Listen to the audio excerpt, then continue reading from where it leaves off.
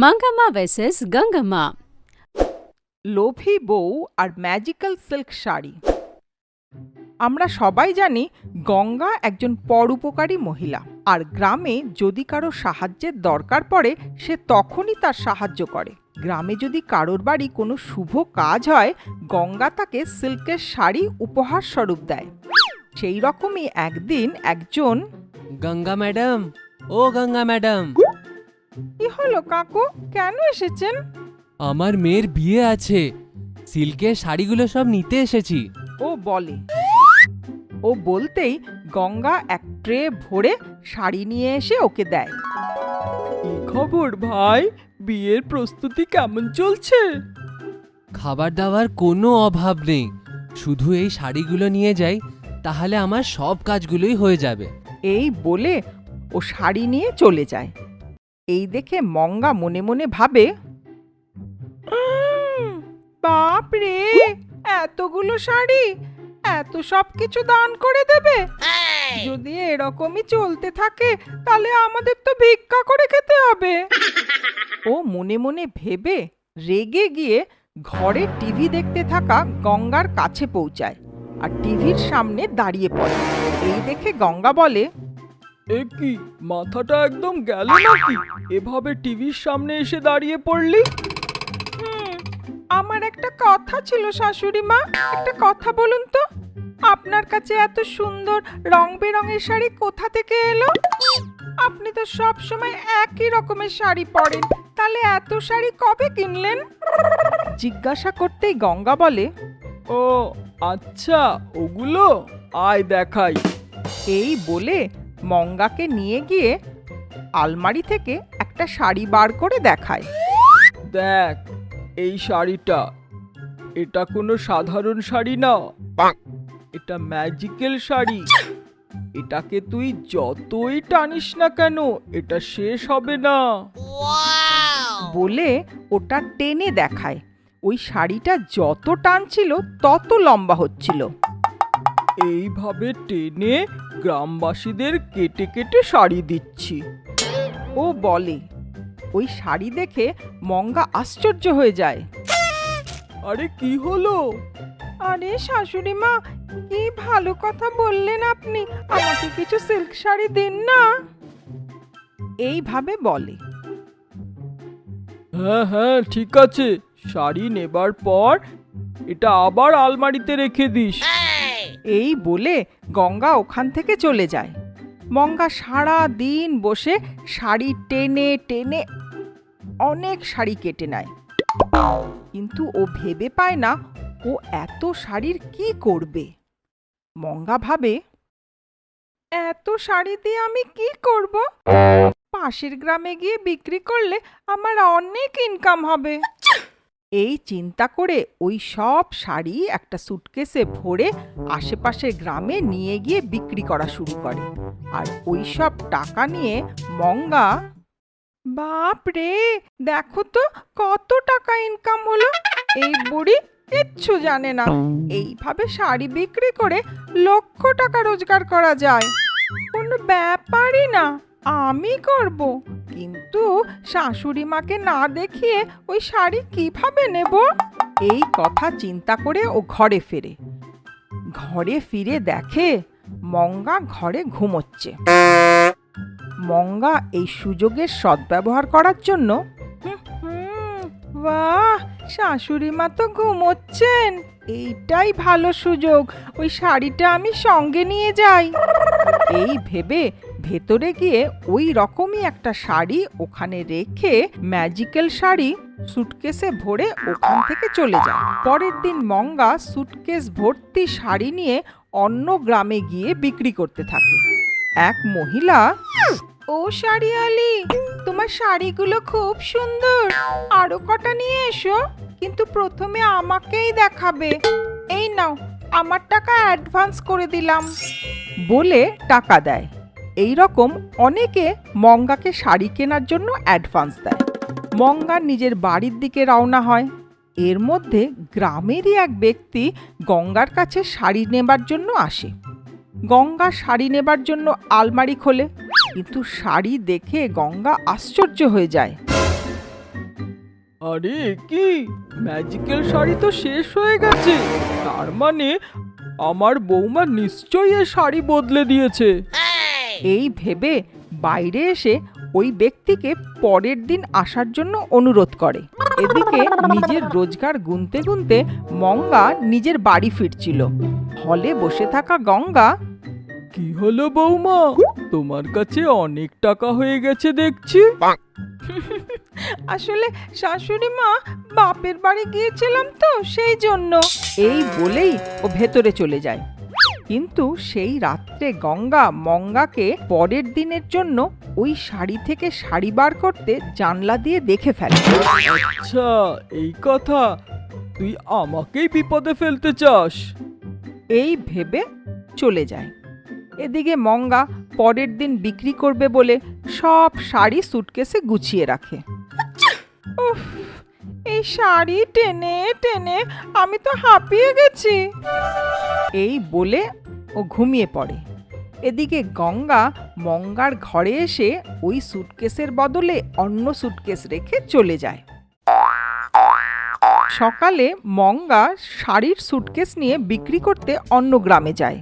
আসুন আসুন, নিয়ে যান, আপনাদের মনের মতন শাড়ি নিয়ে যান, নতুন ডিজাইন আর রং বেরঙের শাড়ি নিয়ে যান, আসুন। এই বলতেই সবাই এসে নিজেদের পছন্দের শাড়ি নিতে শুরু করে, কিন্তু সব শাড়ি ছেঁড়া ছিল। এক মহিলা বলে, এই মেয়ে, এইসব কি ছেঁড়া শাড়ি দিচ্ছ আর নতুন শাড়ি বলছো? সবাই ধরো ওকে, খুব মারো, ধরো ধরো ধরো ওকে। এই সব শুনেই মঙ্গা ওখান থেকে দৌড়ে পালিয়ে আসে। শাশুড়ি মা, এসব আপনিই করেছেন না? এই বলে ও খুব মুশকিলে ঘরে পৌঁছায়। এসে দেখে গঙ্গা হাতে ম্যাজিক্যাল শাড়ি নিয়ে হলে বসে আছে। তোমার ব্যবসা কেমন চলছে বৌমা? বলে হাসতে থাকে। লোভী বউ আটজার থেকে বৃষ্টিতে ভিজে ভিজে বাড়ি ফেরে। বেশি ভেজার কারণে সে হাঁচতে শুরু করে।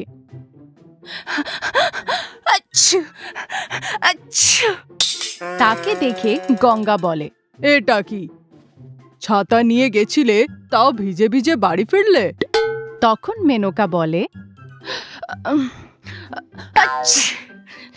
আসলে শাশুড়িমা, ওই ছাতাটা না হাওয়াতে উড়ে গেছিল, আর এই থলিটির জন্যে আমি সামলাতে পারিনি।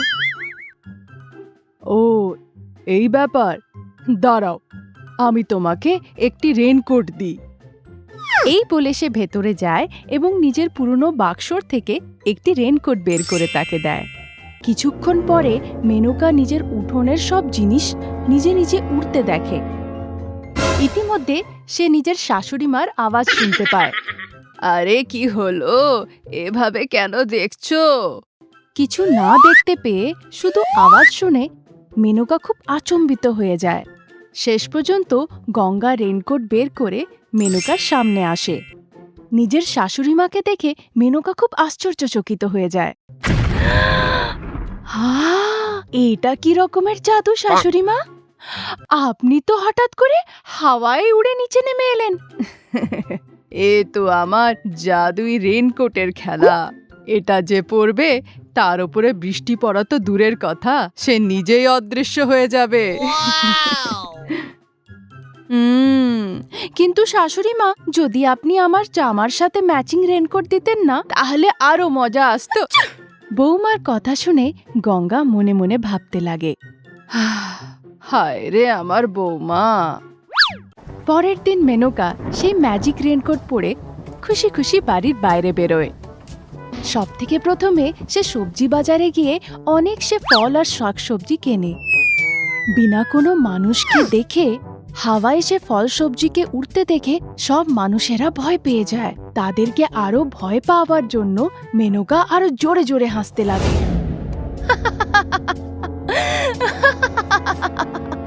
তা শুনে সকলে এদিক থেকে ওদিকে পালাতে লাগে। এ সব কিছু দেখে মেনকা মনে মনে খুব খুশি হচ্ছিল। পরের দিন আকাশ পরিষ্কার ছিল, তাও মেনকা রেনকোট পরে বাইরে বেরোচ্ছিলই ইতিমধ্যে গঙ্গা তাকে দেখে নেয়। এটা কি বিনা বৃষ্টিতে এই রেনকোট পরে বাইরে যাচ্ছে? তার মানে সে নিশ্চয়ই কোনো ভুল কাজ করছে। ম্যাজিক রেনকোট পরে মেনকা প্রথমে একটি আইসক্রিমের দোকানে ঢুকে যায়। সেখানে সে ফ্রিজ খুলে নিজের পছন্দের চোকোবার আইসক্রিম বের করে সে খেতে শুরু করে। বিনা কাউকে দেখে আইসক্রিম নিজে নিজে হাওয়ায় অদৃশ্য হতে দেখে সকলে ভূত ভূত করে চিৎকার করতে লাগে। তারপর মেনকা বিনা টিকিট নিয়ে নিজের সব পছন্দের সিনেমা দেখে। ইন্টারভেলে সে পপকর্ন আর কোল্ড ড্রিঙ্কও বিনামূল্যেই উঠিয়ে নেয়। হাওয়ায় পপকর্ন আর কোল্ড ড্রিঙ্কে উঠতে দেখে লোকেরা পাগল হয়ে যাচ্ছিল। ঠিক সে সময় গঙ্গা জাদুই চশমা লাগিয়ে নিজের বৌমাকে খুঁজতে বেরোয়। ইতিমধ্যে পাশের সোনার দোকান থেকে লোকেরা জোরে চিৎকার করে বাইরের দিকে পালাচ্ছিল। তাদেরকে দেখে গঙ্গা বলে, মানুষেরা এত পাগলের মতন দৌড়চ্ছে কেন? এই ভেবে সে একটি লোককে সেখানে থামায় আর জিজ্ঞাসা করে, আরে ভূত আছে ভূত, গয়নাগাটি পড়া ভূত, এরাম ভূত দেখেনি বাপু, পালাও। নিজের জাদুই চশমা দিয়ে গঙ্গা দেখে সবকিছু পরিষ্কার বুঝতে পারে। হায় রে আমার শয়তান বৌমা, আমি তোমার ভালোর জন্য তোমাকে ম্যাজিক রেনকোট দিলাম, কিন্তু তুমি এটাকে এভাবে ব্যবহার করছো। ইতিমধ্যে মুষলধারে বৃষ্টি নেমে আসে। গা ভর্তি সোনার গয়নাগাটি পরে মেনকা বাইরে বেরুতে যাচ্ছিল। সামনে দেখল ওর শাশুড়ি গঙ্গা দাঁড়িয়ে আছে। তাকে দেখে মেনকা একটু ভয় পেয়ে যায়। আরে শাশুড়ি মা, ওই মা আপনি ওই বলে সে ঘাবড়ে যাচ্ছিল। আরে এ কি, আমি কেন ভয় পাচ্ছি? আমাকে তো কেউ দেখতেও পাচ্ছে না। সামনে শাশুড়ি থাকুক বা ভাসুড়ি থাকুক, আমার কি এসে যায়? এই ভেবে গঙ্গার সামনে দিয়ে সে চলে যায়। এ সব কিছু গঙ্গা নিজের জাদুই চশমা দিয়ে দেখছিল। এই জাদুই রেনকোট পেয়ে অহংকার তোমার মাথায় চড়ে বসেছে। এবার দেখো আমি কি করি। এই বলে সে নিজের চোখ বন্ধ করে বিড়বিড় করে কিছু মন্ত্র পড়তে লাগলো। গঙ্গার মন্ত্রর জোরে মেনকার রাস্তার মাঝখানে কাদার পাক তৈরি হয়ে গেল। এটা বুঝতে না পেরে মেনকা তাতে পড়ে যায়। কোমর পর্যন্ত কাদাতে ফেসে গিয়ে মেনকা রেনকোটটি গায়ের থেকে খুলতে পারে না আর জোরে জোরে বাঁচাও বাঁচাও বলে চিৎকার করতে লাগে। যেহেতু মেনকাকে কেউ দেখতে পায়নি, তাই তাকে সাহায্য করার জন্য কেউ আসেনি।